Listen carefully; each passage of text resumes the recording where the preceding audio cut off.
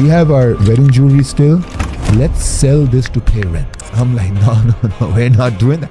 She said, no, we gotta do this. Let's sell this to pay rent. Trading your own money is another thing, but when you trade someone else's money, it's a whole nother ball game. No matter what you go through in life is a series of roller coasters. It's a series of emotions. You lose a lot of money. A lot of guys say, okay, you know what? How can I recover this loss? And I tell them, don't focus on recovering the loss, because the more you focus on the pain, the more it's going to hurt. Start with a $500 account and see how you're emotional with that. If you can't handle that emotionally, you're not going to be able to handle $500,000. Fast profit, fast money. Fast profit, fast money, especially like, when you see these reels and videos of places like Hong Kong, Dubai, like, all these Miami lifestyle. I want this, I want parties, girls, money, it's not realistic. During my 9 years, I've seen a lot of algorithms play out. Guys out there say, oh, I have this algo that's $200 a month. It can make you money. Why are you selling it? Yeah. Compound yourself. Yeah, compound yourself. I was making great money with trading, but then this bug in my head was like, okay, trading. I can't trade my whole life. What's more than trading? I was doing live streams for 3 hours every day. For 4 years, I did live streams. And whenever someone would come to the live stream, at that time, we had the biggest live stream. We had like 6,000 people watching live every day for 3 hours. Raja Banks. From oil rigs to owning a top Forex brokerage. From a $500K debt to building a multi-million-dollar empire. He's the founder of Dominion Markets, Market Fluidity, University, and Magic Keys. Let's dig into trading a little bit so people understand. With all these years that you've been trading, you see a lot of traders lose. Why do they lose money? Man.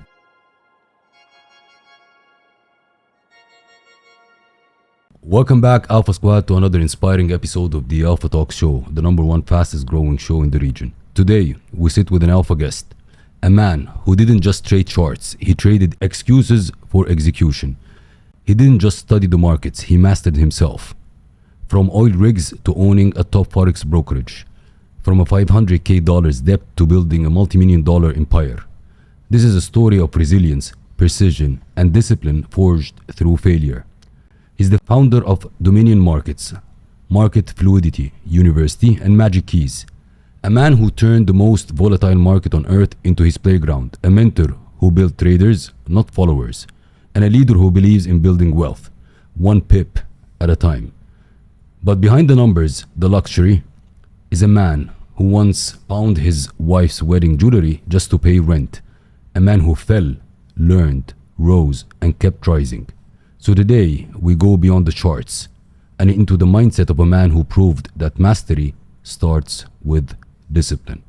So today I sit with Raja, known as Raja Banks. Raja, welcome to the Alpha Talk Show. Thank you, sir. It's a pleasure to have you today. Yeah, glad to be here. Yeah. So are you ready for a great episode? Let's get it done. Yeah. Raja, before I usually start the episode, I have a question that once we publish the episode, people will see the graphics, the title, they will see you, your name, and they will say that this episode looks interesting. What can you promise them today to gain if they give us their time? Well, what I can promise them is this, like, no matter what you go through in life is a series of roller coasters. It's a series of emotions. At times we may feel like it's not going anywhere. At times we tried different things and things just fall apart. But believe me, if you stick with the journey, something's going to happen. Maybe if it's not going to happen tomorrow, day after tomorrow, next week, next month, somewhere down the line, you're going to find your light. And like, I'm not going to say I'm a prime example of that. Just like look for people like really outside of this region, outside of like, wherever you think is possible. True. And you'll find real examples of guys who have really done it. True. I love that. And I'm super excited to get to start. People now see Raja now. The luxury, the lifestyle, the way of speaking, how he lives. But let's go back. Who was Raja back in the days? Early start.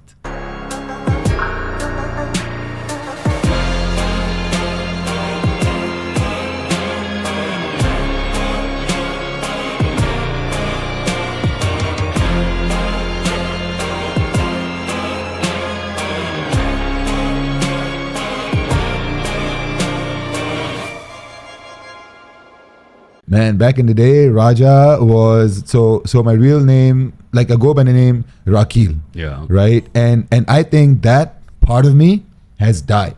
Finished. That part's done.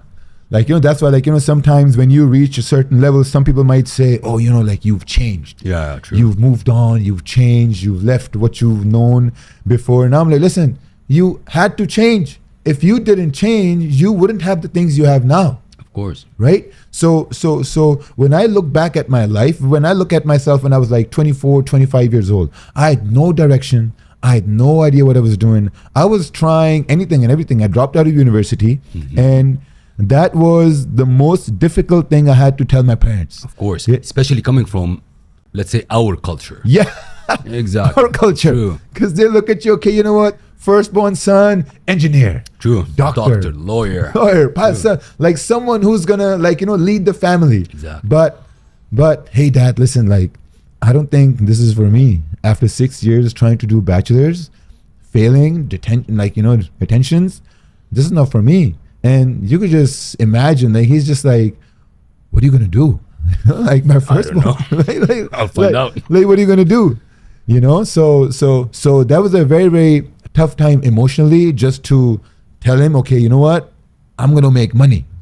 No degree, no experience, haven't ever done a job at all. Okay.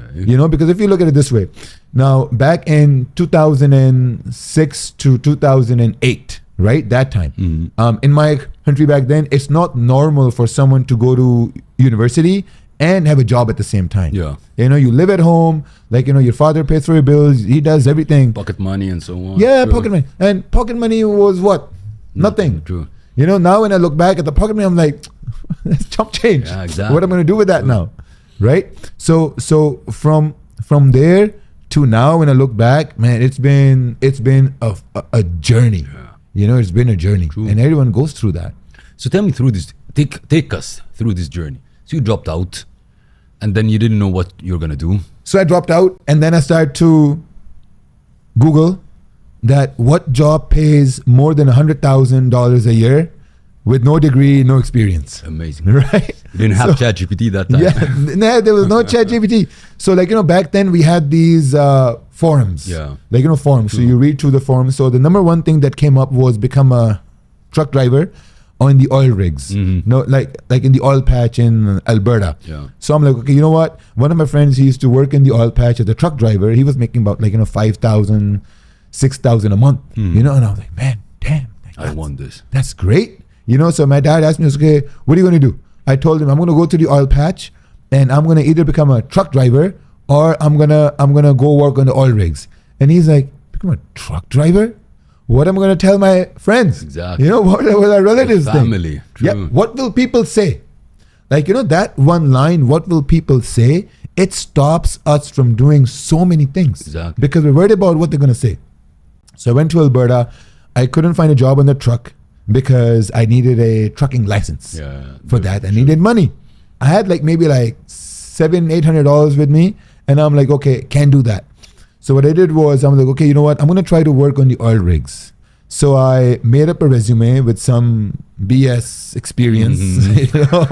So I walked to every office there for rigging, and I dropped my resume. Okay. So I went there in October, and October 2013, 12, 13, long time ago. And I couldn't get a job with any rig. Because the thing is, when you get a job at an oil rig, right? Not only they pay for your accommodation, they pay for your transport, they pay for your meals, I believe. Meals and true. everything, right? You get a whole camp. Exactly. Right? You get a whole camp. So I bought a car for $400, and I'm like, okay, listen, I have a car. At least I can sleep in the car until I find my job. Right? So I did some odd jobs. We would carry mud for people just to move them from point A to point B. I did you see those outside, you see these big electrical cables that are coiled together. True.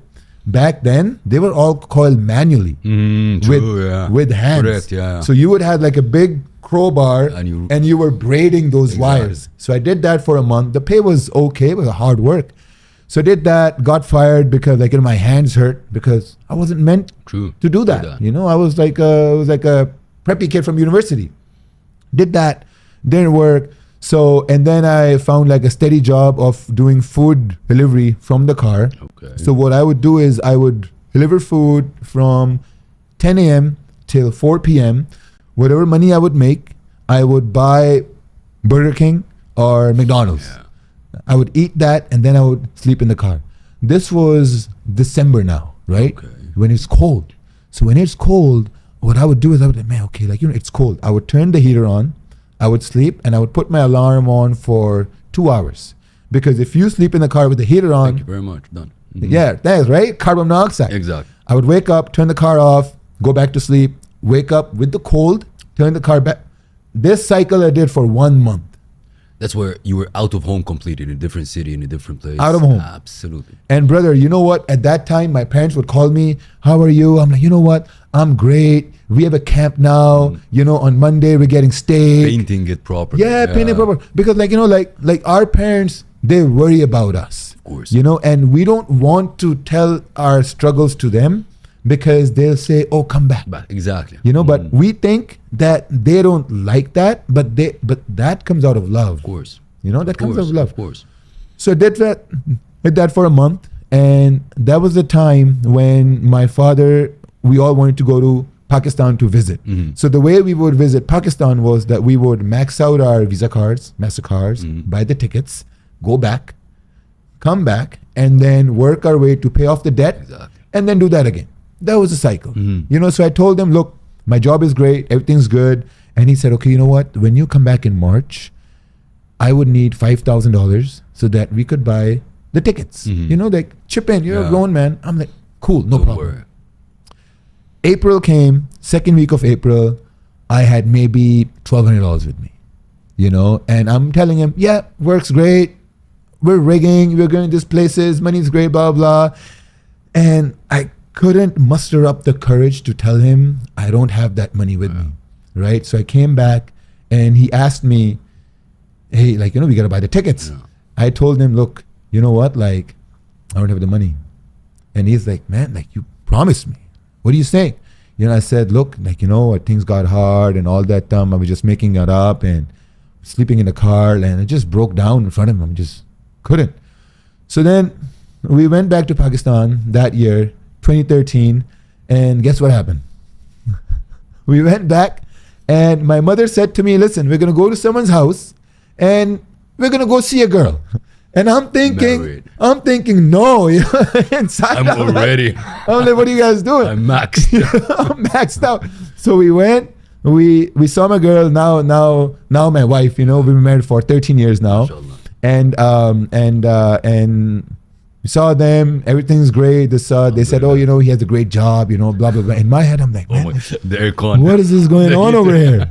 You know, like no degree, like nothing, you know? So anyway, we didn't get engaged. We got the nikah done. Like, you know, nikah, the paper. Like we got that done, and then we came back.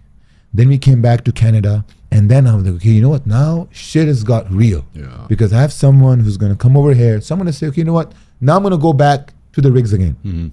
So went back to the rigs again. Now I had more knowledge. I had more information, and I had the purpose, right? When you do something without purpose, you don't put everything in it. True. But what was your purpose at that time? My purpose at that time was like, look, like in maybe a year and a half, she's going to come to Canada, and I got to have something, you know, because you can't rely on your parents all the time, like, you know, someone who's a bum just doing nothing. True. You know, so that's what it went back to Alberta, went back to the same companies, and I told them, look, Debbie, across the reception desk, Debbie, I was there last year. I'm back again with experience. And experience was what? YouTube videos. Oh, really? Yeah, I watched YouTube videos, and I gained experience from there. And alhamdulillah, like, you know, there I got the job. So I worked a full year, and then the time came when she had to come back. So then I had to leave the rigs and I had to move back to Ontario. Okay. Like, you know, where my parents were. And because, like, you know, when you're working on the rigs, you're working 2 weeks straight. Yeah, and often. 1 week day, 1 week night, 1 week off. Like, you know, and sometimes we were doing 5 weeks straight for 91 hours a week. Hell. That's But it pays. But it pays. But it pays. You know, so it's the thing. Whenever you're making money, at what cost are you making the money? The sacrifice. Right? Whatever you're doing, what's the cost of that? You're sacrificing, birthdays, anniversaries. You're sacrificing health, whatever. True. everything. So I came back, and at that time, Instagram was there. I was scrolling through, and I saw these young guys, and there was this guy, 23 years old, and he had a Audi R8 in Canada in 2014. And Audi R8 back then was like, whoa, no. 23 years old. It's good. What are you doing? True. So I messaged him. I'm like, what do you guys do? And he's like, oh, we're in these direct sales with high commissions. I'm like, high commissions? What's that? He's like, well, you sell a product like hot water tanks, hot water filters, osmosis tanks, whatever. You sell them, and per sale you get $1,400. I'm thinking, Collecting your $1,400. What's the base pay? No base pay. You sell, you make money. Means you perform, you get rewarded. True. You don't perform, you go home empty-handed. I'm like, okay. So I pitched this idea to my parents. $1,400 sale. They say, you crazy? If this was so easy, everyone would do it. So I'm like, yeah, but these guys are doing it. These kids, they showed me, man, imagine you're like 25, 26. You got like a 22-year-old. He's showing you a check of $6,000 1 week. You're mind blown. You're like, exactly. Is this even like? Show me the way. Yeah, exactly. So start to do that, brother. 1 month of me knocking doors, no sale. Imagine from 9 a.m. till, there are probably a lot of door knockers watching this right now. 9 a.m. till 9 p.m. knocking doors, and everyone just saying, no, I don't want it, get out of here. Racist people, because we were knocking in like hillbilly towns. Yeah. Right? And you come home, wife asks, getting sales? No. Your parents, they would say, just go get the job. Go work in a car parts factory. Do something. And I'm like, no, you know what? I know people in front of me who are doing it. If someone who bleeds like me and breathes the same air they can do it, I have a fair chance.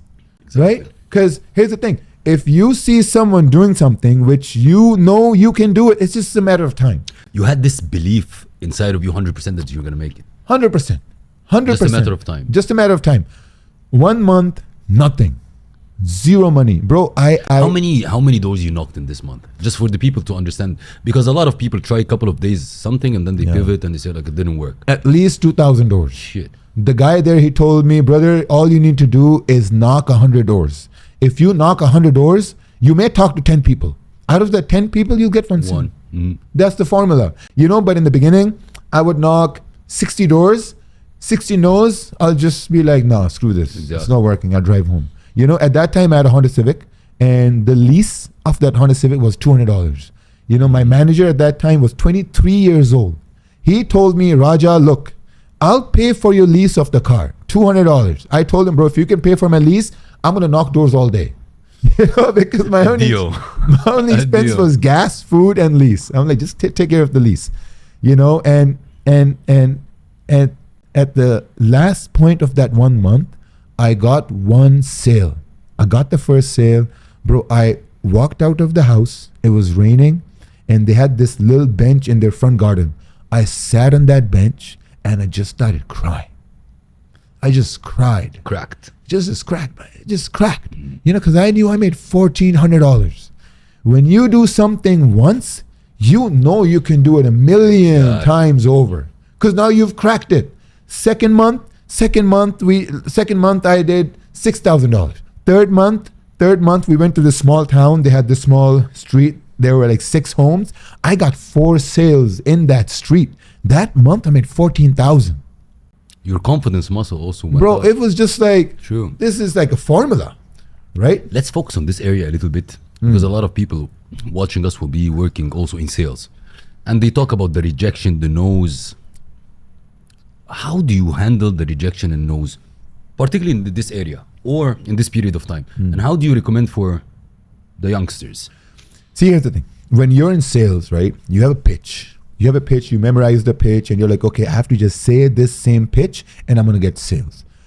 No, it's not going to work that way, because everyone's different. You have to put your own spin to it. But what I learned was that And like, at that time I used to listen to a lot to Eric Thomas, Zig Ziglar, one of the best sales guys out there. I used to listen to Brown, what was his name? James Brown. Les Brown, of course. Les Brown, Tony Robbins, right? And one of these guys said this, like, look, every no is a practice to your yes, right? If someone said no to me, I rebuttal that. This is a no again. Okay, great. Rebuttal again. No. The first no, it's a no. Then just practice rebuttals, because once you see a yes, you're going to be prepared because you had all those no's. Exactly. Right? And that was it. Because now when I speak to someone, negotiate, I know, okay, this guy wants it. He's interested. There's something holding him back. Right? So then you start to see that rebuttal. Absolutely. Yeah. So whenever guys get no's, Exactly. just understand that no is a practice for that yes that you're looking for. So you learn something, you add to your pitch, you change the way you say it. Because a lot of salespeople, when they get a no, especially, for example, let's say 10 in a row, they tell you the product's shitty. Yes. Man, you giving me a product that's shitty, I can't sell. No, you need to work on your pitch and your sales skills. Yeah. You passed this phase as direct sales. You made a lot of money. But it looks like there was something in you that's telling you it's not enough. So what happened was we hired an office, we rented an office, and then we started to build a team. I hired agents, right? So every sale we're getting like, 15, 1600. Agents, we were paying like 400 a cut. Okay. We had like a great team. We were doing great. We were doing about $250,000 to $300,000 a year. Great money. But the thing about social media is there's someone who's always doing better than you. Yeah, true. Right? So one day I'm scrolling and I see this, this thing called MetaTrader. MetaTrader, yeah, of course. Yeah, I see that MetaTrader screen.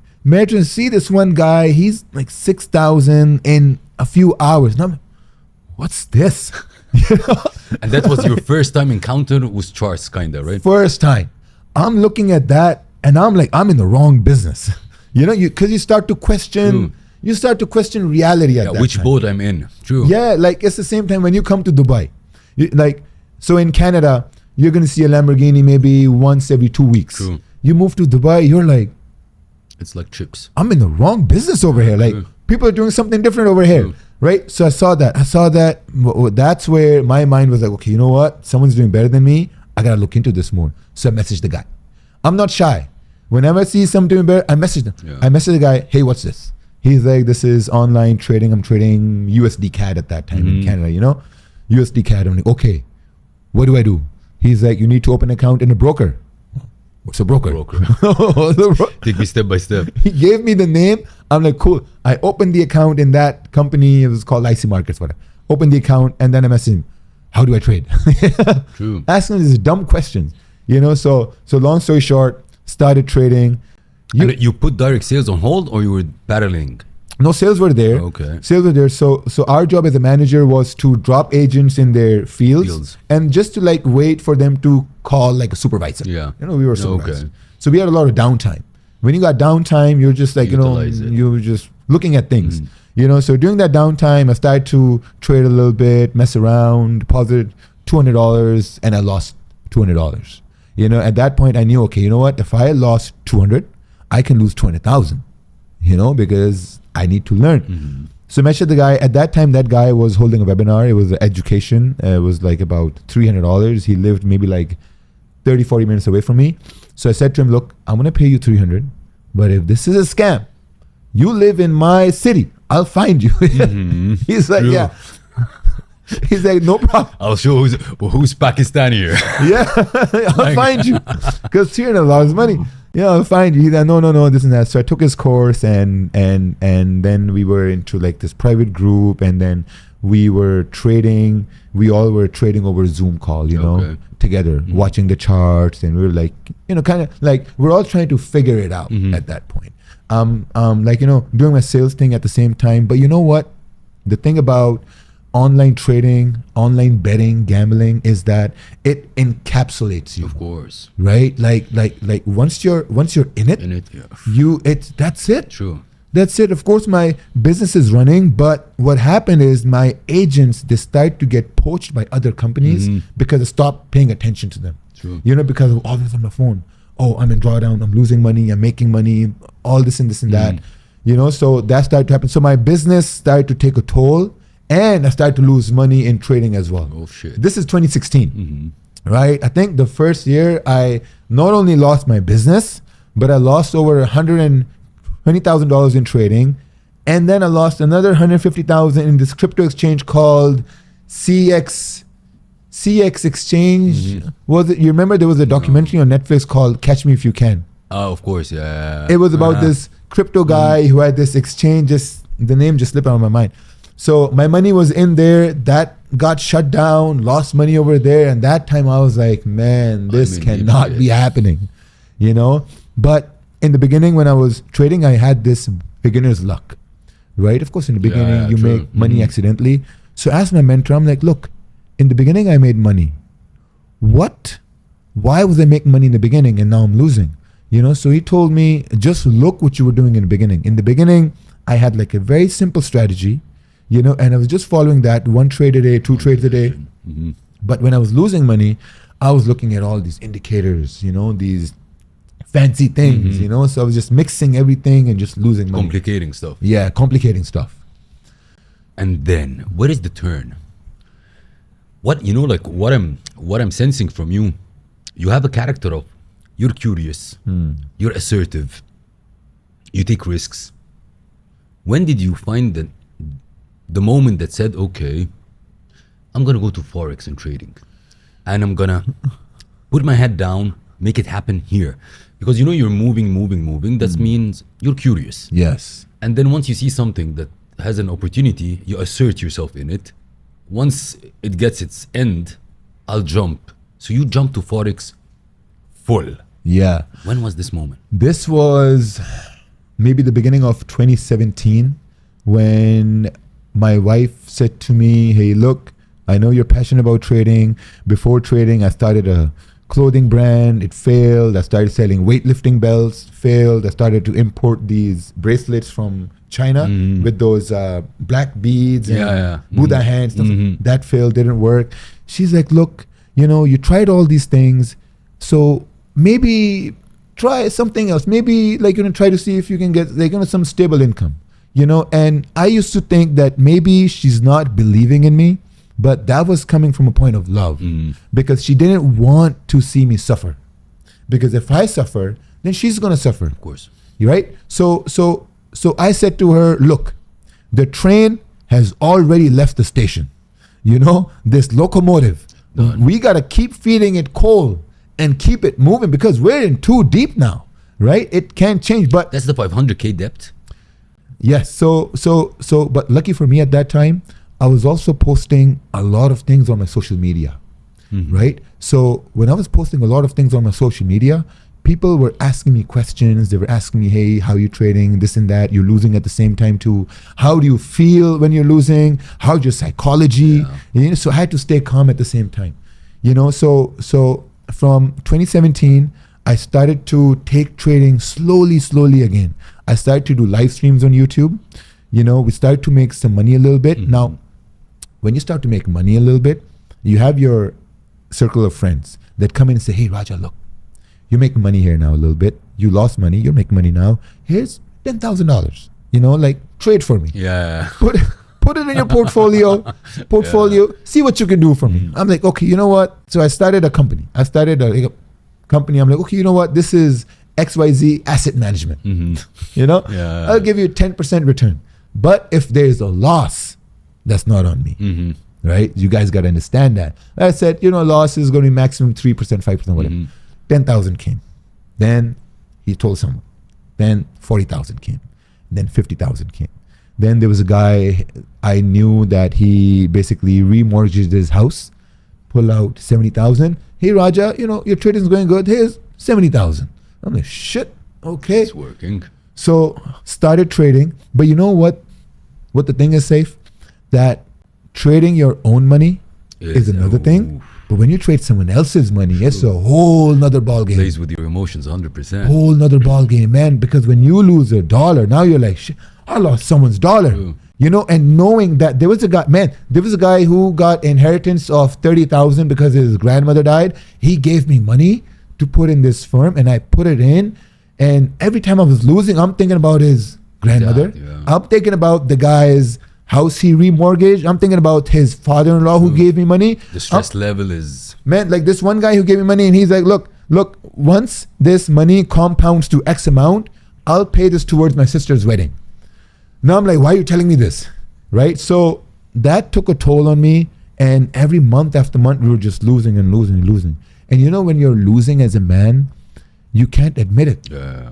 It's very hard to admit that stuff. I'm going to come back, yeah. Yeah, you're going to come back. You have this belief that, you know, I came back with the oil rigs. I came back with door-to-door sales, and now I can come back with this again. But a point came where we were down $500,000 capital. On paper, we were down, 2.5 million. Those are unrealized gains, which I was just like, telling them, oh, we're doing good, we're profitable. True. So my wife at that point, she had no idea. This was like around 2018, 2019. I told her. I said to her, look, so at that time, man, the stress was so much. I had a newborn.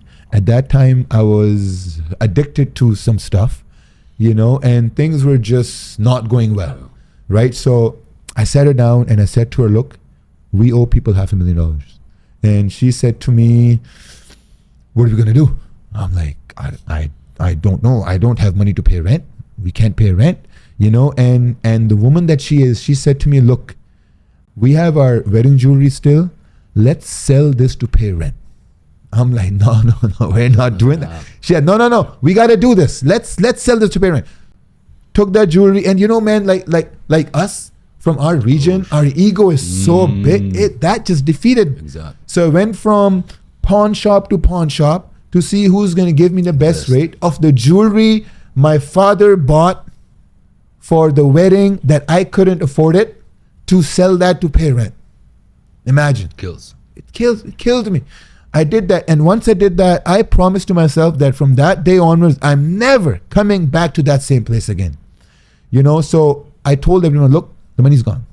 And then everyone came back. Now I said, no, had this contract, blah, blah, blah. We don't give a shit about the contract. We're gonna file this case, we're gonna do this, you're unlicensed, blah, blah. I'm like, okay, look, I can't pay you now. Either I can go to jail for 8 months. I did my research. For this, you go to jail for 8 months. Exactly. Here you go. Either I go to jail for be out. 8 months and I'm good, or make a payment plan with me.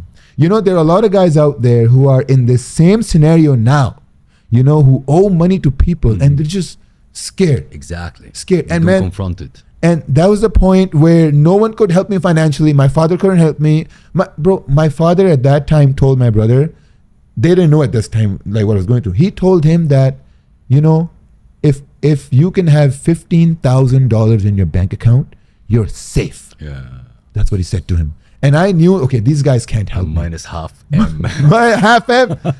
My father, so I went to him and I told him this. And he said to me, listen, make a payment plan with them that you'll pay X amount a month. So we did a payment plan, and I told everyone, listen, I can't pay, but I'll do a payment plan. I had to really urge some guys to do this. They agreed. And brother, alhamdulillah, the payment plan was for 2 years, but in 1.5 years, You repaid everything. paid everything back because then what we did is I figured. So here's the thing: when your back is against the wall, you need to figure out what your skill is, what you're good at. I was great at speaking. I was great at teaching. I'm great on the stage. I'm like, okay, you know what? I'm going to do in-person boot camps. I started to do boot camps. Went to Miami, London, Singapore, Bangkok, went to Istanbul, did boot camps all over the place. Then COVID came. True. It came, everything canceled. So at that time we did one online boot camp, and whatever we got from there, we paid everyone back. And I realized that, so the monthly payments were like $16,000 a month. I realized that if I can do this for somebody, imagine what I can do for myself. Once that load was off of my shoulders, so we got to really understand what we're really good at and harness that potential, and that takes time. So you repaid everything, and you felt the passion towards trading. Yeah. So and you took it from there. I took it from there. So trading at that time started to, listen, when you have no pressure, you're more disciplined and you're more consistent at that time. I got consistent, and at that time I was making great money with trading, but then like, you know, this bug in my head was like, okay, trading. I can't trade my whole life. I can't teach my whole life. You do day trading, correct? Or day trading. Which is hell of work. Yes. Yeah. I focus on 1 or 2 trades a day. And then I start to see that, okay, what's more than trading? Who's above a day trader? Brokerage. Yeah. You know, there was a brokerage. Okay, shit. How do you start a brokerage? Start to Google that. Every information is out there. You know, start to Google that. Okay, you need capital. Okay, great. How much capital do you need? I think it was like, at that time, it was like $250,000, something like that. We had that capital, and then got my license. At that time, we were offshore. We were unlicensed. You know, we were in a very shady jurisdiction. You know, no one cared about. But brother, what I said about that, at that time, I was also posting my journey online. I gained a following at that time too, right? Once you start to get a following, no matter what you say, there's going to be people who will believe in you. True. That's the thing. The point of sales is this. You can be passionate about, let's say, this cup. You're passionate about this cup. Maybe people in this room aren't passionate about this cup, but you got to find 1 million people like you, who believe like you, who share the same values and beliefs, True. who are passionate about the cup. They'll buy this cup from you. I had a following, started my brokerage, and then I was doing live streams for 3 hours every day. For 4 years, I did live streams. And whenever someone would come to the live stream, at that time, we had the biggest live stream. We had like 6,000 people watching live every day for 3 hours. Tips about trading, how to trade, and all these things? Or Everything. It was like commentary on the markets. And like, okay. Commentary. Oh, look, price is this. Someone asks a dumb question. I'm not the kind of guy who's going to sit there in the suit and be very corporate monotone. You know, if someone asks a stupid question, I'm like, that's a stupid question. Yeah. There is such thing as a stupid question. You know, I'm not nice. So we did that, and everyone asked, oh, what platform is this? I say, oh, Dominion Markets. Dominion Markets. Oh, great. I'm like, yeah, I trade on this great platform. Then people started to sign up to our platform. Initially, I built the platform so I could save money on my trading fees, right? Because I would looked at it wholesale value, right? Exactly. People started to come onto the platform. It started to grow. For the first 3 years, it was just me and my wife. We were running the whole operation. It's not complicated. First 3 years, whole operation. Brother, now after 5 years, we're regulated in 2 jurisdictions. We're licensed here in Dubai, and we have over 100,000 traders at this point, right? And alhamdulillah, business as well. So that's how I came into this brokerage business. But the thing is, you really have to know what your true skill level is at that point. Let's talk a little bit about trading. Yeah, okay. First of all, what differentiates you with your whole ecosystem versus all other brokerage traders and what differentiates you? Beside the character traits that I see in front of me, but as an ecosystem of your businesses. It's this. Now when I started the brokerage, right, I'm thinking, okay, you know what, how will this be different than everyone else? Because we were just at the Forex Expo. Yeah. There were over 400 big players there. And I'm like, okay, how are we going to be different? So everyone talks about low commission fees, best trading environment, low spreads, blah, blah, blah, blah, blah. Yeah. But the edge I had was I had education. We built a proprietary tool to help traders manage risk. So I said, okay, you know what? Yalla. What I'm going to do is, if you trade on our platform, right? If you pay commissions to trade, you pay X amount, we'll give you my education for free. Okay. You'll get it for free, right? You'll get our tool for free. Now, when I started to do this, and now, at that point, I made some friends in the end, and they were like, Raja, look, you're giving your traders tools to manage risk and to be profitable. This goes against the business, right? Because a losing trader is profit for the brokerage, True. right? And I'm like, sure, I am doing that, but here's the thing: when you have a client, right, and if a client trusts you, they will give you business, right? I'm not here for the trades. Yeah, exactly. Because if I'm providing education to the client, he will say, okay, this guy is giving me education and tools to be profitable.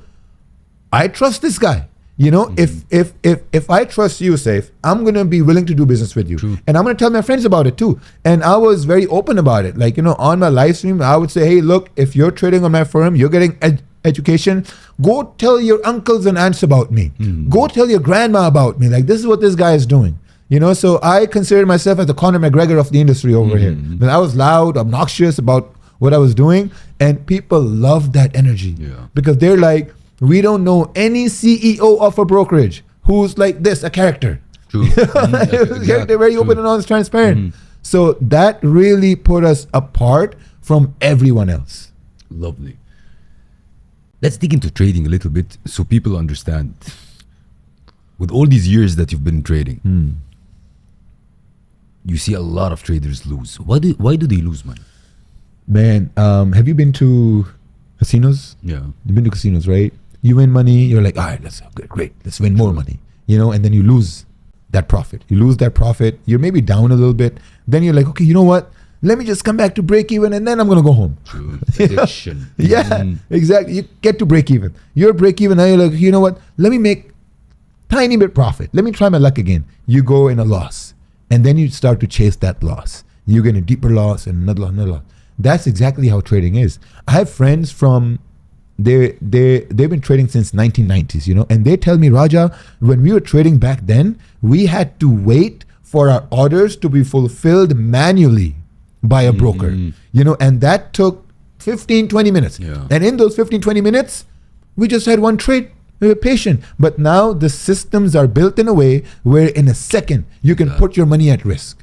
Right? So a regular trader that comes in who has like a $500 account and he sees some retard on the internet making 10,000 in a trade, he wants to take that 500 to 10,000. 10,000. You know, so is that rush. They overtrade, they over risk. They're in a rush. Bro, we were at the expo for the last 2 days. There was a guy who came to me, right? He was 23 years old. And he told me, man, I'm 23 years old. By 25, I want to make it in life. I looked like, brother, you're in for a rude awakening. You don't even know the kind of Let's see the punches coming in. Man, of course, because your brain isn't even developed till you're 30 for a man. You know, True. After 30, you understand life. After 40, you're like, I'm a man now. True. You know, so this is what it is. Like traders, the biggest issue is they rush the process. You know, because of social media, this overindulgence of information. Fast profit, fast money. Fast profit, fast money, especially like, you know, when you see these reels and videos of places like Hong Kong, Dubai, like, you know, all these Miami lifestyle. I want this, I want parties, girls, money, you know. It's not realistic. True. The real life is that way. real life is different. It's different. True. If we're talking about technical skills for a trader versus also emotional skills, how can you combine both? Because of course, as a trader, you have the technical skills, you can read the charts, do all these things. Exactly. But there is a matter of emotional skills that you need to build in yourself. Yeah. How do you combine both, or what kind of advice do you give the traders with the emotional part rather than the skills? Everybody knows how to read the chart, the candles, so on and so forth. That's true. But the emotional one is the crappy one. See, the thing is, first we need to understand that so my really good friend is a psychiatrist, right?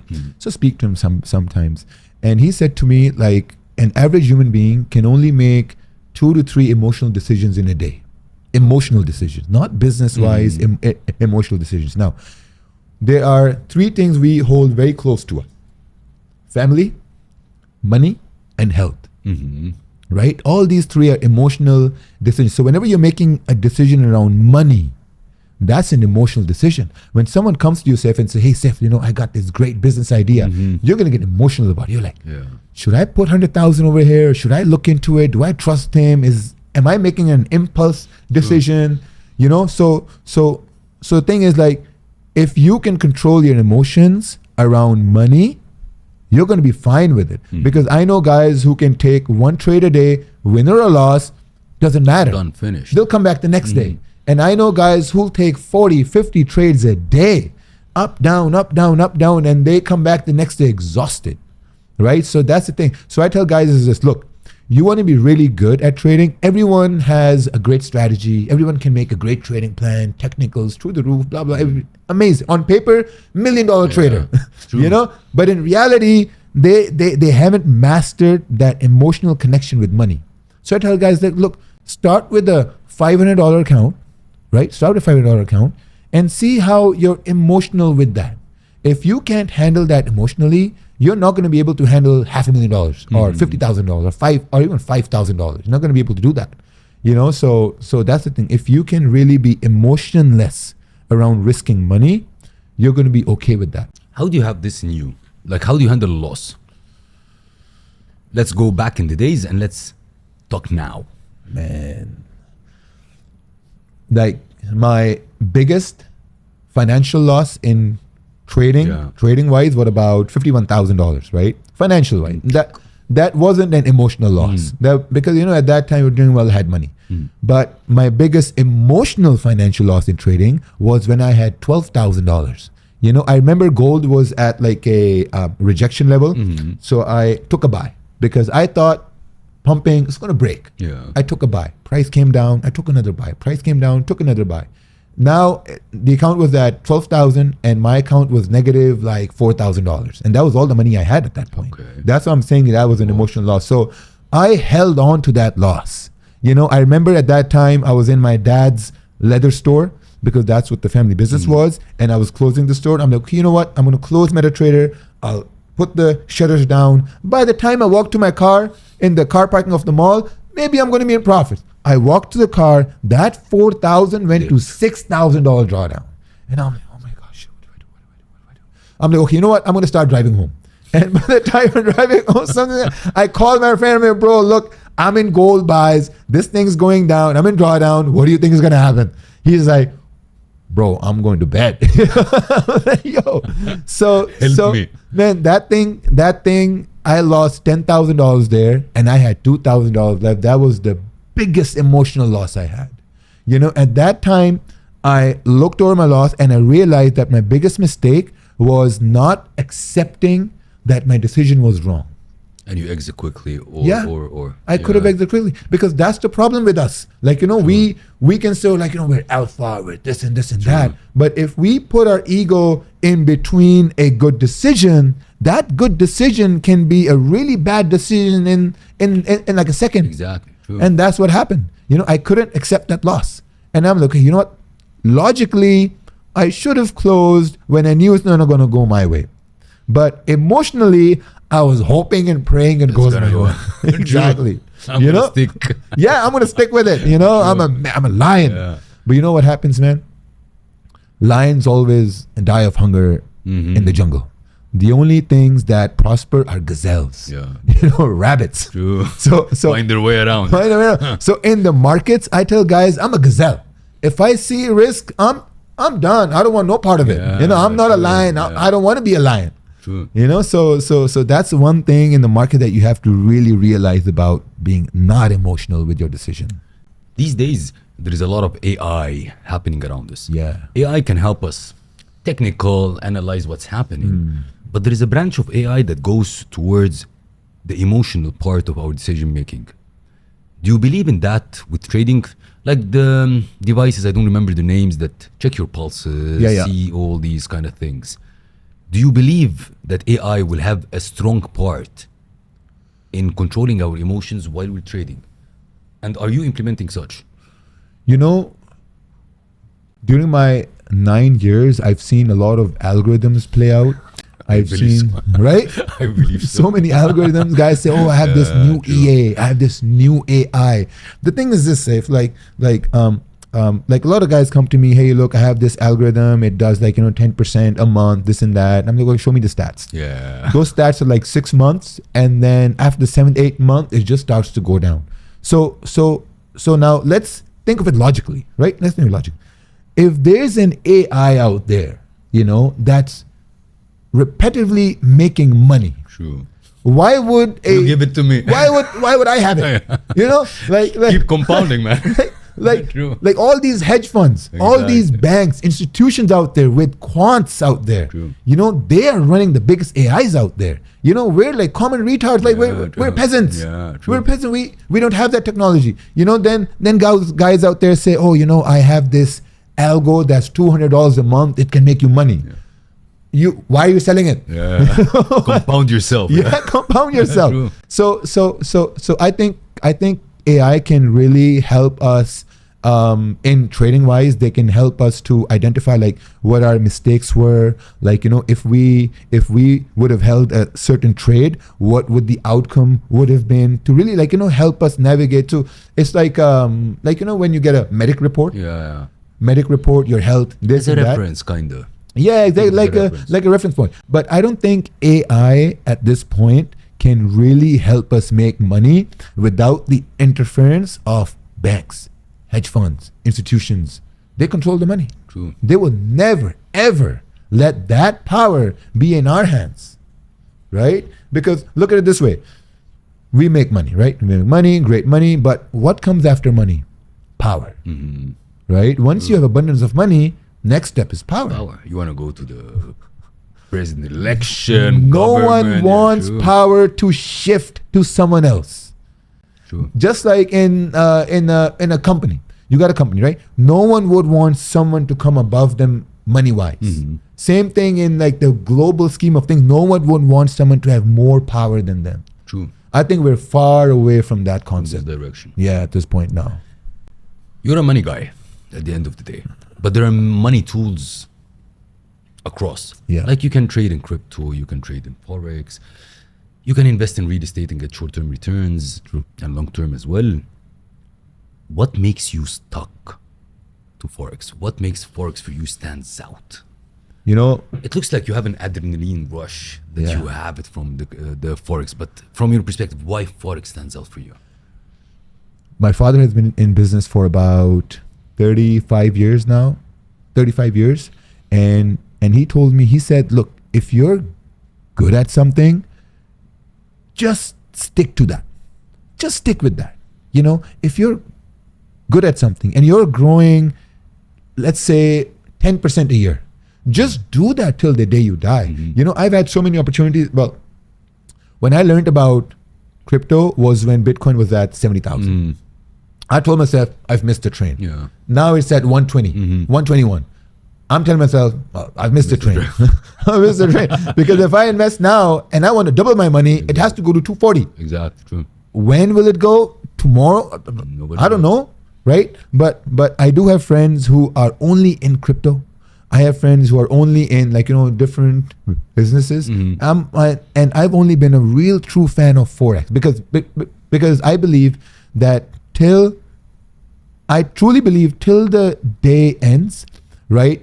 Exchange of money, foreign exchange will always be there. Yeah, true. Currencies will always be there. It will never end. Of course. Always exchange hands. It's always going to be there. There's always going to be opportunity because crypto is decentralized. We don't know when there's volume in the market, when there's not, right? But with Forex, there's volume at Asian Open, there's volume at London Open, New York Open, NYC Open, London Close. There's volume at those times. So if you're a trader and you're figuring out what time you should trade, just look at your life. And let's say if you say, okay, Raja, I have free time from 5 p.m. till 6 p.m. No, 5 p.m. to 8 p.m. I'll say, great, you can trade the New York session. You don't have to wait middle of the night to trade crypto. You can trade New York session. You got time in the morning, perfect. Trade the Asian session or London session. So I've just been very fascinated about Forex with the way charts move and everything. For people who look on Forex, we hear a lot of people that comes and say like, I can guarantee you a return of 10% per month, and it's bull. From your perspective and your experience, what is the elasticity of Forex on a monthly basis, realistically? Yeah. Whenever someone says they put the word guarantee, it's bull. Return just go the other way. Even in real estate here, someone says just run the other way. There's no such thing as guarantee, right? I don't think you should focus on X percentage a month, right? Because let's say you're focusing on 5% a month, right? And it's the last 2 days of the month, and you're sitting at 2%. Now you're pressuring yourself to hit that 5% mark. Exactly. And in that pressure, you will fail. True. I can guarantee that. You know? I love this one. True. There's a degree of you will fail. Emotions coming up, you will fuck up. Yeah. So the way I changed things for myself was that I said to myself, look, so I talk to myself a lot. You know, it's a habit. I always talk to myself. So I'm like, look, Raja, I can't guarantee a certain percentage. I've done that in the past. I lost $500,000. I've paid them back. I've been through that. Screw that.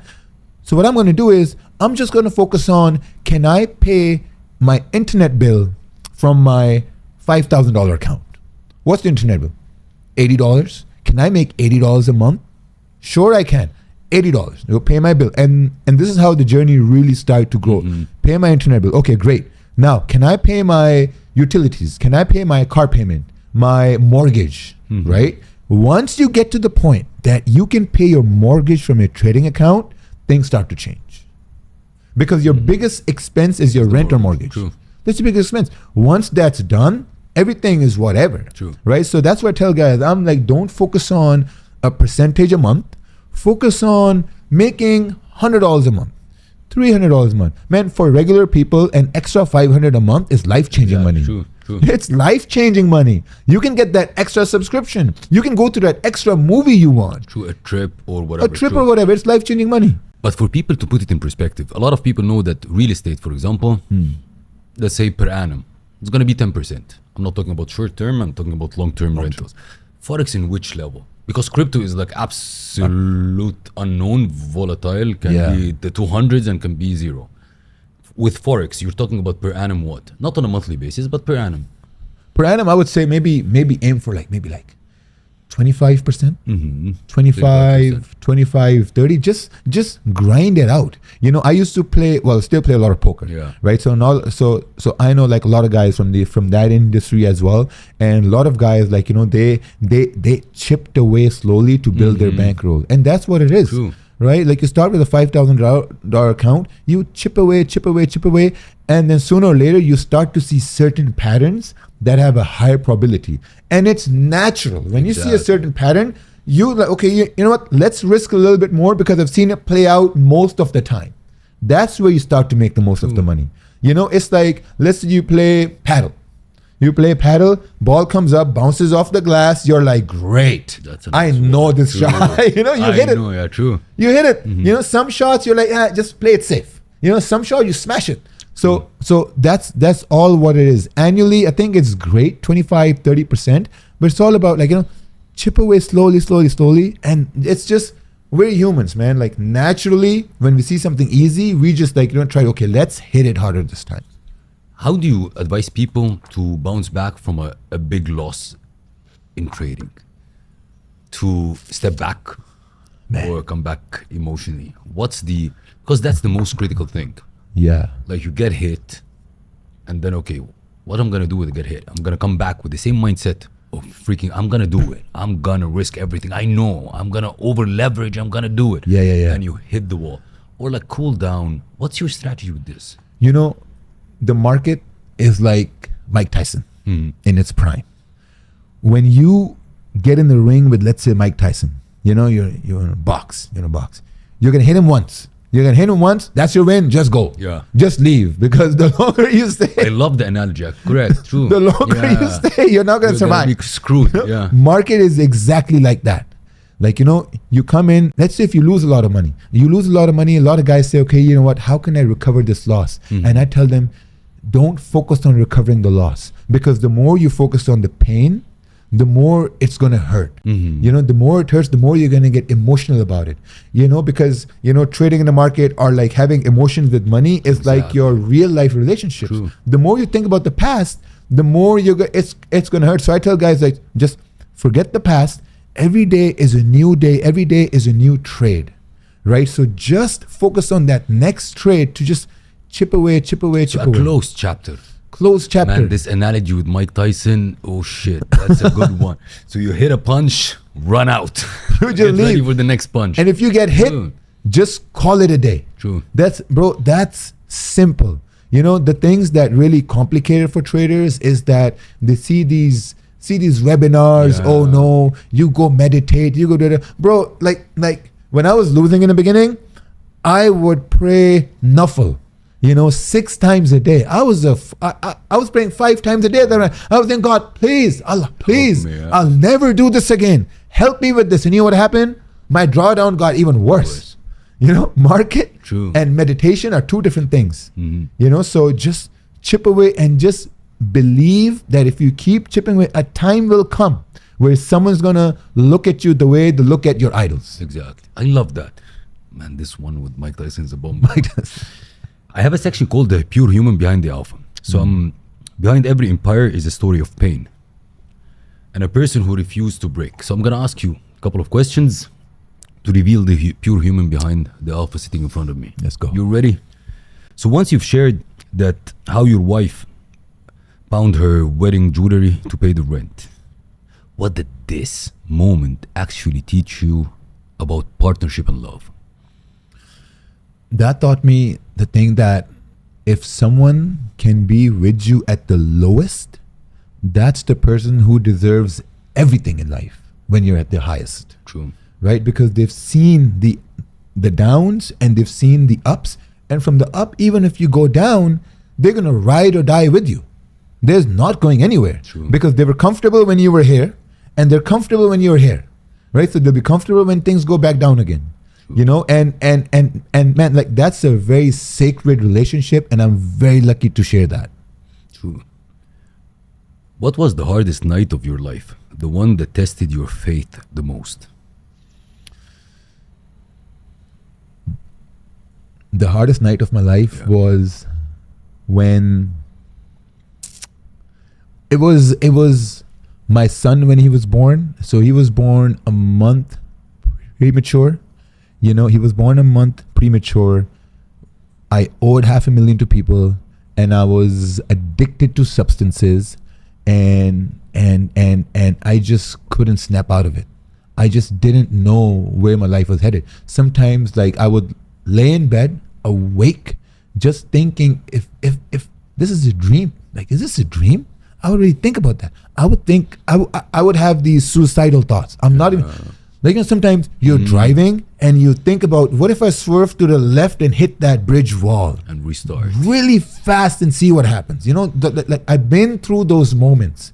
But seeing that new life when you have a child and a child looks at you and child looks at you in a way to say you're the only person who can get me through this world, that just changed something in my mind. True.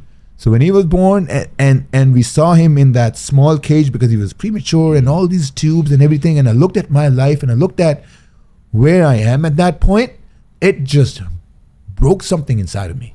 I can't Changed. forget. Yeah, it just changed everything. You're a father. What do you want your kids to learn from your failures, not just your success? I want them to learn resilience. I want them to learn that no is never an answer. This whole world is a fair playing field. You have to, and the main thing is you always have to choose your battles. Not every battle is supposed to be won. Exactly. A lot of battles, just walk away. True. But when you know that you're right at something, hold your ground. Hold to your business. Whatever that it is. Because when you hold down to your business, the person across from you, he's going to respect you more. Even though they may think that, okay, you're coming off as offensive or whatever, but they're going to respect, okay, this guy is holding on to his values, Exactly. and this is the guy I want to do business with. How did those dark moments shape the man you are today? Never going back there again. Never going back there again, brother. That's done. That's done. But even if like the way it shaped me was, I'm like, look, life is a series of, like, it's like a roller coaster, and like all these bad shit that happens to you, that's what makes life beautiful. Exactly. That's the beauty of life.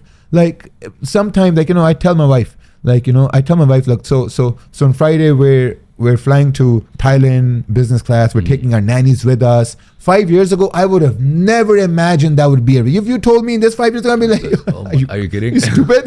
Living in Dubai. So I tell her this, like, look, maybe life is great now. There's maybe a hard time. It's gonna come. Exactly. It's gonna come, and we have to be prepared for that. Mentally, emotionally, if it's a financial hit, As well, so true. be it. And that's the beauty of life. That's roller coaster, of course. Yeah. When life was breaking you, what belief kept you from giving up? I saw people around me doing the things I wanted to do, and I'm like, if this person can do this, I'm the same person. I can't. You know, I got the same brain. You know, there's nothing stopping me. And also, like, you know, when you go through, here's the thing about human psychology, right? Whatever you go through in life, you're more attracted to the same story you're going through. Exactly. Right? True. Like when I owed money to people, just subconsciously I started to watch movies about Ponzi schemes. Exactly. Attracting the same thing. Yeah, exactly. I'm like, oh wow, this guy went through this shit. This guy went through this shit. True. You know, so you sort of like find comfort in other people who went through the same thing. Because, like, you know, there's someone, I forget the name, who told me this. He told me this, Raja. So this is when I was going through some bad shit in my life. He said to me, look, the position you're in, don't think you're special. Because there are millions of people who went through worse than you before you. There are millions who are going through worse right now. And after you die, there are millions of people who will go through even worse after you. You're not special. You're just like everyone else. You just got to hold on to it. True. And that gave me a lot of comfort. Okay, I'm not alone. You know? People are going through this shit. Everybody passing his own journey. What does peace mean to you? Being able to sleep knowing you don't owe anything to anyone. Because You're playing in a money game. You're playing in the see we always think about more of the things that brought us trauma in life, right? Whether it was like, you know, breakups, it was addictions, it was like whatever, like, you know, so subconsciously there's always that trauma in my mind, like, you know, because I spent 2 years just chasing a goal that I thought was impossible. Right? So now when I sleep, like, look at it this way. You sleep, you know, even if you don't have a lot of money, you have like a stable job, you're sleeping knowing you owe nothing to nobody. True. Your children are safe, your wife is safe, your parents are safe, you have health. As long as you have health, there's nothing else that matters. You know, so peace for me is just knowing I have health, I have security, and no one's coming after me. That's peace. Roger, have a character traits of an alpha. What keeps you awake at night? What fears the shit out of you at night? Knowing that there's someone who's working twice as hard to bring me down. That's what just keeps me going. I can't keep that out of my mind. I just can't. I can't because like you know, no matter how many hands you shake, that's not a friendly hand. No matter how many hands you shake, you know, some hand is plotting and scheming against you. True. Harder than you're working on getting better. You know, so I think that's the fear that keeps me going as hard as I can as well. We are in the Alpha Talks, and I always love to ask this question. How do you define an alpha? What's an alpha for you? See, an alpha is someone who is connected deeply to his spirituality, who's connected deeply to his relationships, and who is the one who is really motivating and providing for people below him. Below him, like brother and sisters, you know, your parents, you know, because we live in a day and age where, like, you know, life goes so fast. Exactly. We forget to check on our mother, you know, forget to check on our father. Hey, how you doing? You know, because they come to an age where they're like, you know, oh, I hope my son calls. I don't want to call my son because maybe he's busy. True. Right? But his son is, God knows what he's doing. Yeah, so that's the alpha in me. If you're connected true to your roots, those roots will make sure that spiritually and emotionally you're in a better place. I love that. Every success has a dark side, correct? So if I ask you, what is the biggest I don't know where this is going. See, no.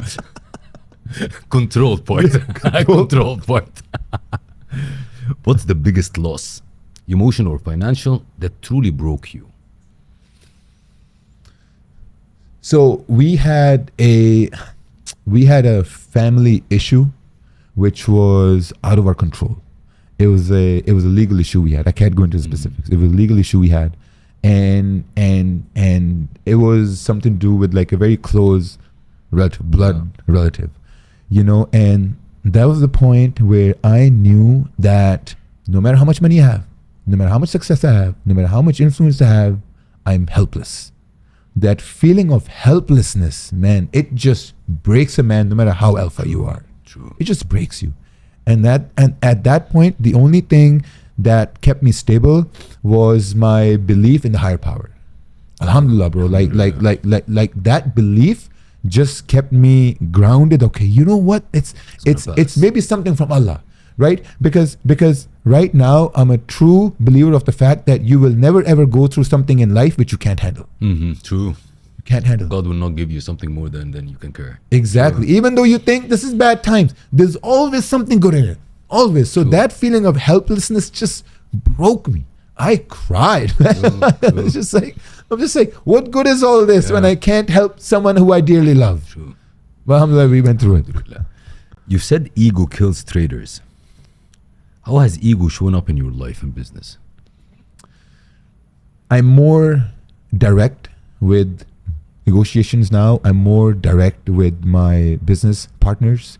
I've stopped beating about the bush. Some people may take that as arrogance, but the thing is, like, if you're confident in yourself, it's not arrogance.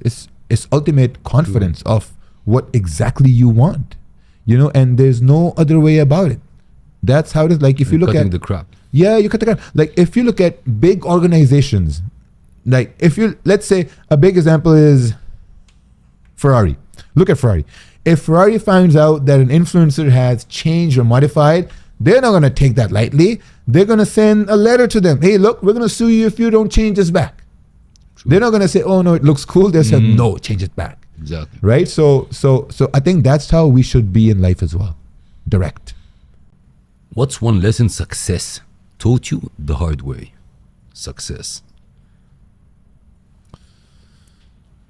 The hard lesson I learned was, in the beginning, I used to really chase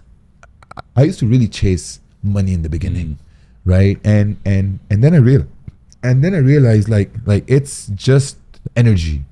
It's gonna come to me, it's gonna go to someone else, it's gonna go to someone else, it's gonna exchange hands, it's just gonna revolve like that. And if you make that the center of your universe, you're gonna ignore the things that are important to you. Your family values, your spiritual values, your relationships with your friends, your parents, all that. So I learned that the hard way, because when we went through a financial downturn, I started to ignore everything. And then now when I look back, that came as a blessing. So for some higher power to tell me, yo, Raja, look, this happened because you were ignoring these certain foundations of life. True. You can't ignore them, because when everything is in harmony, then things are peaceful. Of course, there are going to be some ups and downs. That's normal. But having like a major blow, that's like a speed bump you get in life, that, hey, look, you're ignoring certain things and you better slow down and calm down. So that's one of the big lesson I learned at that. I love that. Raja, what will be your final message you want to leave the audience with today? What kind of message you would like to leave? See, we all have dreams in life, right? We all want to be something. We all want to achieve whatever we want to achieve. We all have dreams, but we got to understand, not all dreams come true. Some dreams are just dreams, right? And at the same time, you can't rush the process. For example, let's say you have a child, right? You have a child, he's 5 months old, and you want the child to walk. Yeah. Some children walk at 1 year old. Some children walk at 2 year old. My oldest son, he started talking when he was 4 years old. My second youngest started talking when he was 1.5. So you can't compare your life with someone else. If your time is not now, your time's going to come. Now. Maybe it's going to come in your 30s, 40s, 50s, 60s. It's going to come. It's just like if you rush the process, you're breaking that natural circle. You can't do that. You're just going to punish yourself emotionally more. So just give it time, have belief, and please, guys, look, just stay grounded to your spirituality. That helps a lot. I love that. I have the last section. It's called the Alpha Talks Memoir, where once we finish recording, the Alpha guests will be writing their experience in the show. But they're going to write one more thing. It's a question to the next Alpha guest. The Alpha guest writes questions to each other. It's a way of connecting the Alpha guests together, but nobody knows who's writing the question. So are you ready for the question? Let's do this. Do I know what the previous Alpha guest was? I know.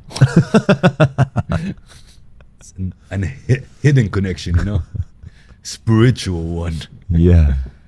Why do you do mistakes? It's a very heavy. Why do you do mistakes? It's very heavy. That's a very heavy question. Why do I do mistakes? I think the biggest reason why people would do mistakes is because maybe they have something to prove. And when you have something to prove, you're bound to slip and trip. True. You know, whatever that is. Maybe someone said to you that, hey, be realistic. This is not for you. You know, so you're like, you know what? It's not realistic. I'll show you what's realistic. So you start to move faster than you should. Mm-hmm. You know, or if someone said, hey, look, like, you know, this has never been done before. So you're like, okay, let's do it. Let's make a mistake. But on the other hand, if you're making a mistake, maybe if you don't learn from that mistake, you're never going to grow at the same time too. You know, so I think it's very important to keep on making mistakes. So you keep on learning from them, but make less mistakes. Less mistakes. True. Look at the people who failed more than you in the same industry and what you can learn from them. True. You know, so I still make mistakes now. And I don't know why I love making mistakes. It's very strange. Yeah. If you come and tell me, you know, Seif, don't do this and that because these are the shit's gonna happen. I tell you, yeah. And I'm gonna go do it. So like, yeah, you're correct. This is the shit that happened. You know, sometimes it's very strange, but sometimes I'm happy to do the mistakes. I want to learn it myself. yes. You know, when you hear it, it's one thing, but once you feel it, it's a different thing. You But can't some play it safe. cost. Exactly, but there is a cost to it. There's a cost to it. I've always been a fan of, I don't want to play safe. Like sometimes now, like, you know, like we're running 5 companies now. You know, sometimes my wife said, hey, why are you starting something new? I'm like, I just want to try it. Yeah. I just want to see what happens. You know, along the way we fail. Oh, that's fine. At least we tried. True. Right? If you look at all the greats in the world, you just try something, click, great, let's try something new. Exactly. Raja, it's been a pleasure. Loved the conversation with you today, and I'm sure that everybody watching this episode will really enjoy it. We've talked about your journey, trading, your philosophy in general in life, and I hope that you enjoyed the episode. And if people want to connect with you, what is the easiest way to connect with you? You can look at my socials, my Instagram, Raja Banks, same name on YouTube. Super. Raja Banks on X platform, same name. Just I'll leave all this. Google Raja information. Banks, you'll find it. I'll leave it in the description and wish you all the best and enjoy your trip to Thailand next week. It's been a pleasure. It's a pleasure. Thank you very much. Thank you, sir. Thank you.